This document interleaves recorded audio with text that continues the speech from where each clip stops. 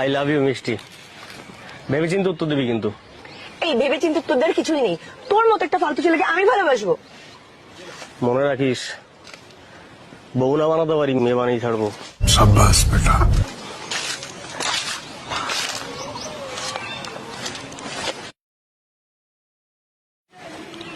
হ্যাঁ ডার্লিং, তুমি খেয়েছো? বাহ, আচ্ছা রাখো, আমার মেয়ে এসছে, একটু শুনি হ্যাঁ কি বলছে। শোন, তুই প্লিজ আমার মাকে ছেড়ে দে। তুই যা বলবি আমি তাই করবো। তোকে আমি খুব ভালোবাসবো, প্লিজ। তোর জন্য আমার বাবা বাবাকে ডিভোর্স দিতে রাজি হয়ে গেছে। প্লিজ আমার মাকে ছেড়ে দে, প্লিজ। তখন বলেছিলাম একটু ভেবেচিন্তে উত্তর দিস, বাবা বলে ডাক।